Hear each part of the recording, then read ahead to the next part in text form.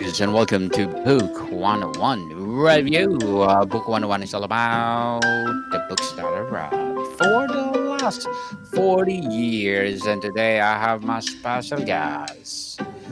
One of her advocacy, education researcher, and a parent advocate with a real life experiences that help other parents untangle the K 12 or K to 12 public education system.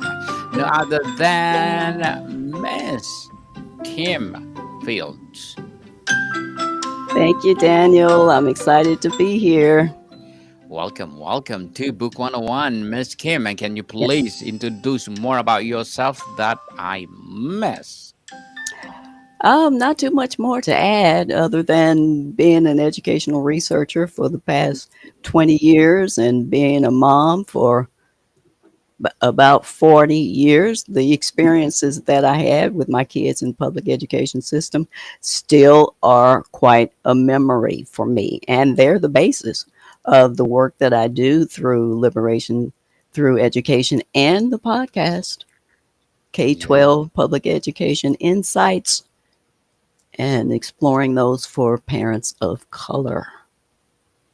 Miss Kim Fields, thank you so much for sharing your knowledge and wisdom to the world. So let's talk about the racism in schools. Hmm. What are the less visible forms of systemic racism in schools that perpetuate inequity? The less visible ones, Yes. well, the main less visible ones are the mindsets. We can't see mindsets, but it is the mindsets of the public school educators that continues to perpetuate racism in schools. It's how they feel about students of color. It's how they approach students of color. It's how they teach curriculum to students of color. The interactions that they have, not only with the students in their classrooms, but their peers who are people of color and parents to the children who are there. So it's based on interactions, um, their words, how they're teaching, the principles that guide their classroom behavior. It's all of that. And it's very present, it's very real. And it's the mindset. That's where it gets perpetrated. The Mhm. mindset indeed. Mhm. And why do students of color face disproportionately harsher discipline for similar behaviors? Again, it's based on racism. That's it. It's a lack of understanding how students of color behave. They aren't going to fit into the same form that all other students fit in. They have their own cultural differences that kind of basically dictate how they act. But it's an inherent bias towards students of color based on racial stereotypes that cause students of color to be disciplined more than any other group of students. Miss Kim, let's talk about the curriculum whiteness. How Mhm. does Eurocentric curriculum erase marginalized histories and identities? What's the psychological toll in BIPOC students? We're addressing curriculum, correct? Yes. Well, the curriculum is that it's basically whitewashed. The real history of the contributions of people of color in the country aren't very well explored. They are glossed over at best, and only a few are highlighted.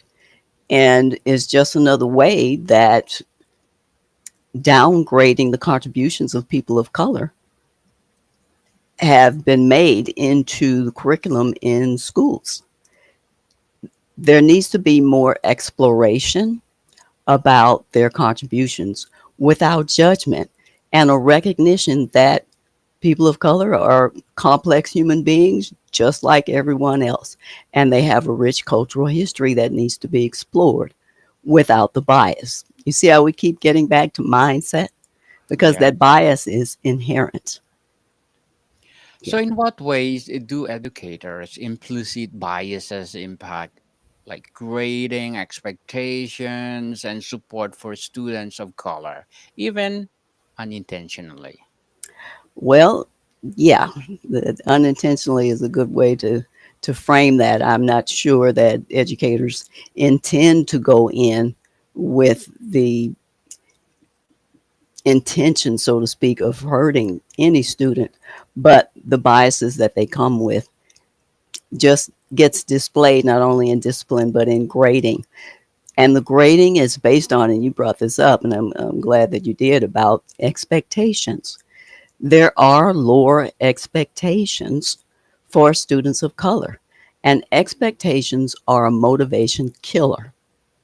So teachers need to have the same level of expectation for all students in their classrooms. Period. Period. Not one is less than the other, not one is smarter than the other. It's just understanding those differences. And what happens is it comes out in grades because of expectations of teachers. Now, I've been around some people who volunteer to help students, like tutoring in schools, and they specifically are working with children of color. And that volunteer teacher or volunteer worker will allow a student who isn't reading to pass some exam because they felt sorry for them. That is a quote. Feeling sorry for a student who is not achieving is not helping that student achieve. How do biases or bias testing and teacher referrals limit access to advanced programs for students of color? Well, if school practices are denying opportunity for students just based on race, then those practices need to be changed. And those practices actually exist. Students of color are routinely denied opportunities economically and academically to excel. They don't get into the AP courses, they are held back more than other students in the class. So pushing for optimal learning opportunities for all students is a K 12 teacher's prime responsibility. If they cared about their students the way they do their own children, then all children would advance academically. Advanced academically, Hmm. indeed. Hmm. Miss Kim, let's talk about the impact and student experiences.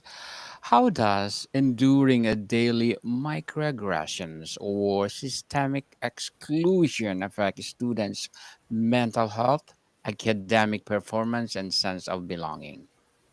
Yeah, well, it impacts them directly. They have to deal with these microaggressions and slights on a daily basis, and it erodes their confidence in their ability to exceed and excel.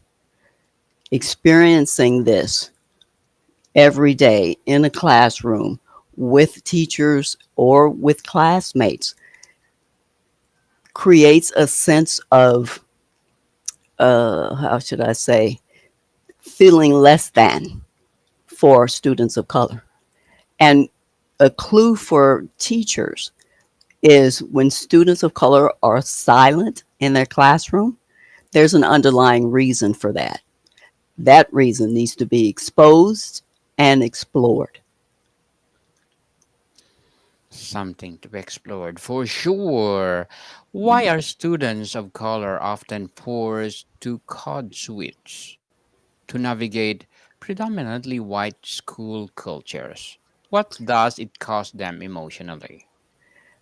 Um, that's a good question. And I'm uncertain of whether it costs them much emotionally because, as a race, coming from a Black perspective, we've been code switching for generations not only in school, but in professional settings.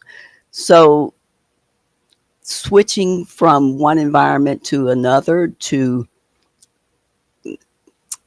feel comfortable, I'll say, because not really belong, but to feel comfortable in those environments is almost second nature for us.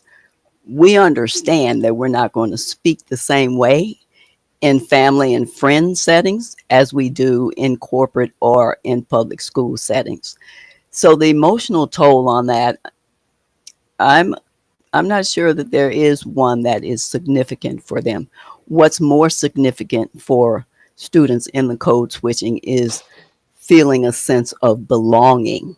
That is what takes an emotional toll, a sense of not belonging, not feeling welcome. That's what takes the emotional toll. Indeed.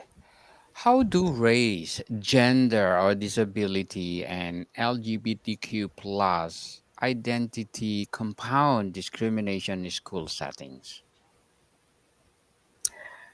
Well, this is part of the inclusion mindset.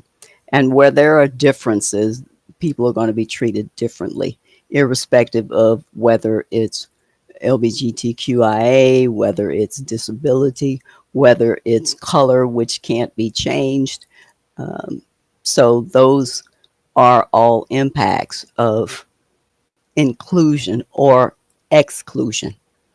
It seems, again, back to the mindset issue, Daniel, that when there's difference, there's a bias that's inherent, and that's what gets applied. So, Ms. Kim, let's talk about the solutions and accountability. What concrete policies should schools implement to ending zero balance or zero tolerance discipline? One of the things, the policies that can be implemented is, again, shifting the mindset, understanding that racial categories are not biological realities. Race is a social construct, and it's there for financial benefit and psychological need for those who push racist ideologies. Once there's an understanding that it's not biological or genetic, then we can move toward treating all people as worthy, complex human beings that are worth investigating. Ms. Kim, why do one off diversity workshop fail? Ah, that's interesting. One of the reasons that I've observed is that most educators think that they are accepting diversity and don't need to be trained on it. They lack the understanding of what diversity means, what inclusion means, and it shakes them to the core, so to speak, because it's starting to question their biases. Therefore, most in professional development programs that focus on diversity or racial issues feel that it's not for them because they think they're doing a good job in handling differences in their students. Definitely. And how can schools empower BIPOC students to lead change? Well, one of the things they can do is in the classroom environment where a lot of the racist uh, mindset and actions start is to make a policy for the teacher that they're going to treat all students equally and worthy, period. Teachers set the example for the students. So, So, Ms. Kim, as advocating real life experiences that help other parents entangle the K-12 public education system? What are your Mhm. short-term and long-term goals? Short term goal is to provide action steps for parents to take to implement right away. When they see actions taken against their children, they know how to advocate for their children in the immediate future, right now. Go back up to the school, say this, and this, and then look for outcomes. If there are no outcomes, there are ways to escalate. Long term, the long term goal is that all parents are equipped with the information, the tactics, the tools that they need to support not only their children, but other children of color in an advocacy community within the schools and community. Yeah. Good luck to your goals, Miss Kim, and looking Thank you. forward for more success for Thank sure. you. And what would be your piece of advice for those people out there want to be like you? um, I would say, and I kind of put this as like a homework assignment, Daniel, in a way, being an educator. Um, can I explain the homework? Yes, go ahead. Okay. So it's basically a time for honesty. So I would have your listeners take out a piece of paper and a pen or use their journal and critically evaluate their thoughts and feelings about the interactions that they've had with people of color. Think about where they developed their beliefs about people of color and whether those beliefs are valid. How did you come to believe what you believe? Then reflect on ways that they can shift or improve their understanding, their beliefs, their attitudes toward other complex human beings whose only difference is skin color.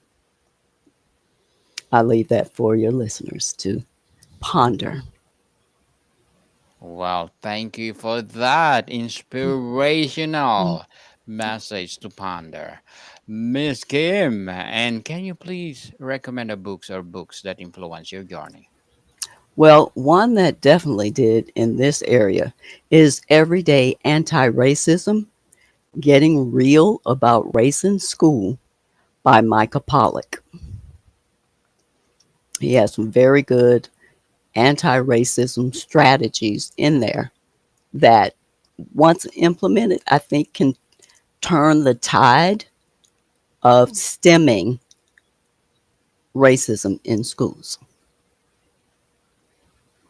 Hmm, There are, interesting. yeah, you want me to go into the four foundational principles that he has Yes, go for ahead. everyday anti racism?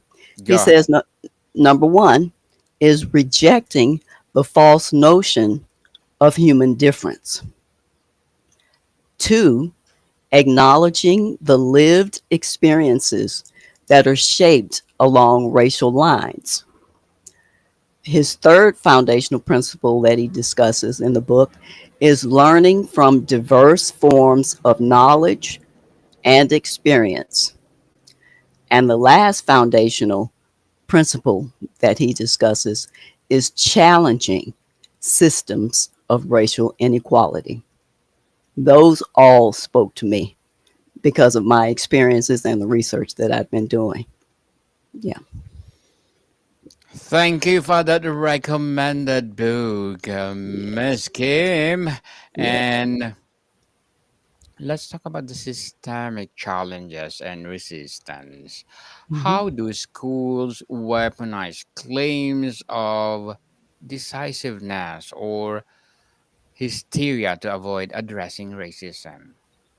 Well, because schools hide behind racism. Let me say this, that the fact that public schools systematically racialize, marginalize, and impact the opportunities of students of color means that they are basically normalizing racism under the guise of multiculturalism, color blindness, which I always find amusing because it's an oxymoron, and everyday individual interpretations of policy and practices. So If the school is not recognizing these things, then they continue to be invisible in their responsibility for racist policies and the role of structural racism.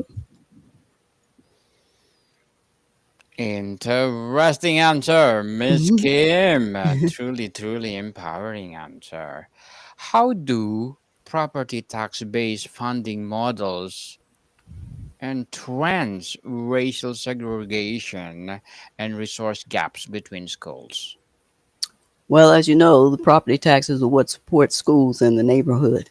If the properties in the neighborhood are downgraded and aren't very high in property values, then there won't be enough property taxes to support neighborhood schools. Again, the system that supports the property assessment is systemically racist in nature. So those schools have fewer resources than schools where property taxes support more of the curriculum and school policies in more wealthy and affluent areas. Schools with less resources impact academic achievement for students of color. It's a straight line formula and equation that says less resources, less academic progress. Miss Kim, how can schools collaborate with local BIPOC led organizations to embed anti racism in their DNA? Schools can reach out to organizations in the communities to invite them in to tell their histories, their culture, their experiences, and share those experiences in the classroom so that students don't get a one sided view of what they're learning in textbooks, but get an actual lived experience story from those who experience the community on a daily basis. I think schools need to reach beyond just school resources and reach out to communities that surround the school to bring in those resources, those diverse resources, to help students get a more well rounded understanding of people of color.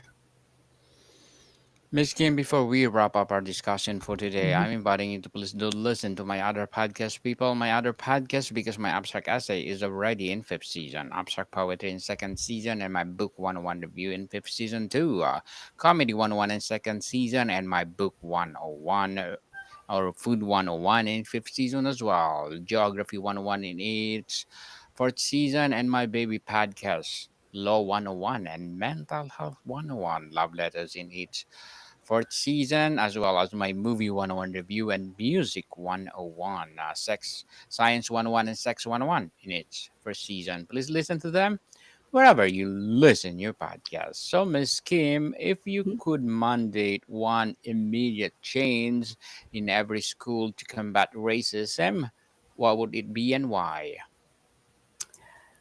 I think the main thing is a mindset shift by those in power, especially K 12 teachers, to look within themselves at their attitudes, their beliefs with people of color.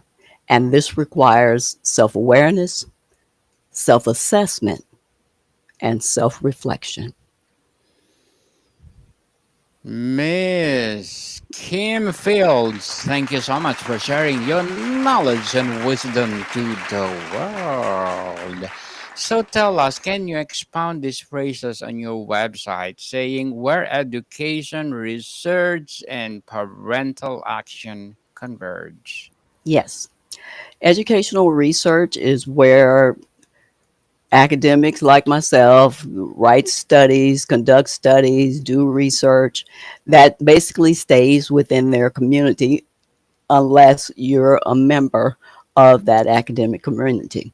I'm a member of that academic community, but I have taken more an activist role in that so that what is highlighted in studies across the world can be distilled down to parents in actionable form that they can use to implement on behalf of their child's academic progress. So it's a convergence. If one side of the equation is academic research and the other side is parental action, where those two converge is where I hit my sweet spot to break down what's being said, what's been studied, what's been written about, and turn it into small bites that parents can use to be more informed about decisions that are made on behalf of their children at school.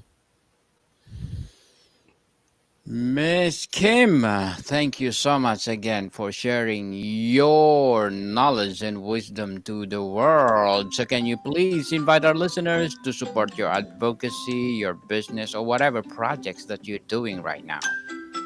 Well, I would guide anyone to the liberationthrough education.com website where there are the full library of episodes of my podcast, K-12 Public Education Insights, Empowering Parents of Color.